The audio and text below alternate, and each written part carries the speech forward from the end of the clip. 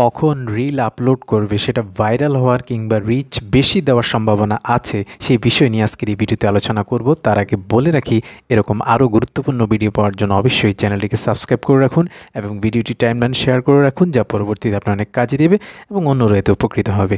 Let's get started.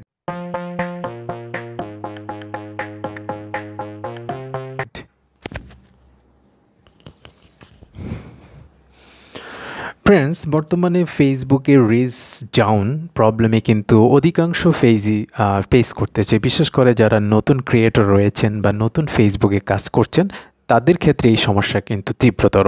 অর্থাৎ যতই video upload করছেন কিন্তু কোনোভাবেই যত বেশি পরিমাণে করেন না কেন কোনোভাবে আপনার ফেজের রিচ বাড়ছে না, বরঞ্চ দিন দিন সেটা কমিয়ে যাচ্ছে। তো এখন শুধুমাত্র যে নতুন কন্টেন্ট মনিটাইজেশন এসেছে, এই পরিস্থিতিতে শুধুমাত্র যে রিল ছেড়েই আপনি আপনার চ্যানেলের গ্রো বাড়াতে পারবেন বিষয়টা কিন্তু যথার্থ নয়।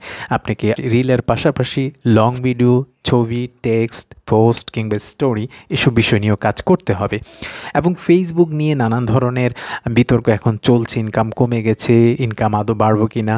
বাট আমার যেটা স্টাডি থেকে যেটা আমি বুঝি যে হ্যাঁ, এখন একটা আপডেটের কারণে নানান ধরনের এলোমেলো হচ্ছে বা একটু অড হচ্ছে সব জায়গায়, বাট পর্যায়ক্রমে সবগুলো বিষয়ের কিন্তু একটা সুষ্ঠু সমাধান হবে এবং ভালো রেভিনিউ কিন্তু আপনারা যারা ফেসবুক থেকে আর্ন করেন সেটা আপনারা গেইন করতে পারবেন। বাট আপনাকে আপনার কনসিস্টেন্সি বজায় রাখতে হবে। আমি রিল ভিডিও নিয়ে মূলত এই ভিডিওতে কথা বলছি যে আপনি রিল কোন সময়ে ছাড়বেন।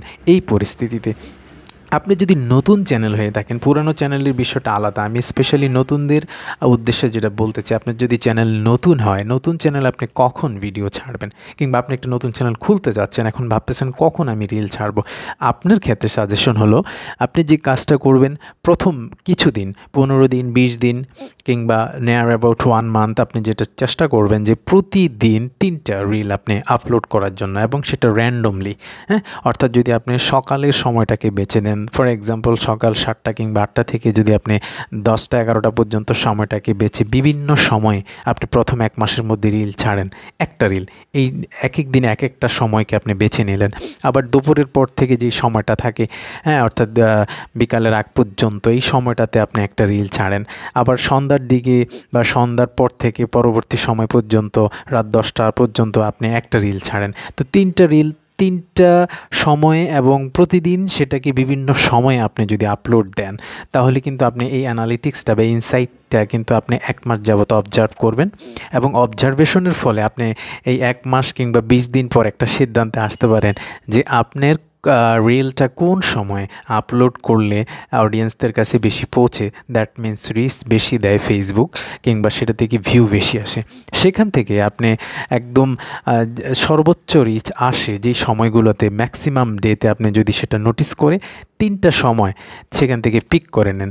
এবার এই 3টা সময়ের উপর কিন্তু আপনি প্রতিদিন রিল ছাড়বেন, একটা সকালের সময়তে, একটা দুপুরের সময়তে, আর একটা বিকাল কিংবা সন্ধ্যার সময়তে।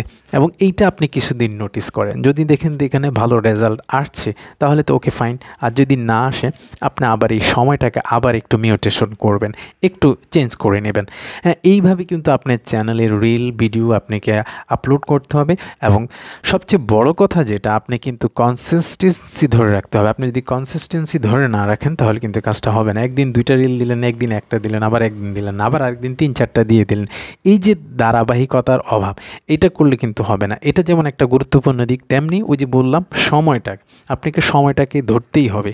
যদি সঠিক সময়টা আপনি ক্যাচ আপ করতে পারেন তাহলে কনফিডেন্টলি বলা যায় যে আপনার চ্যানেল পর্যায়ক্রমে গ্রো করবে।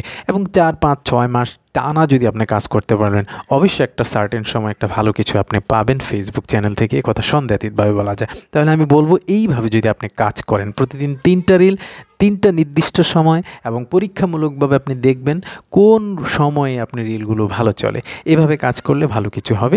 ফেসবুক সংক্রান্ত যে কোনো টিপস অ্যান্ড ট্রিক্স পেতে চ্যানেলের সাথেই থাকুন। That's it.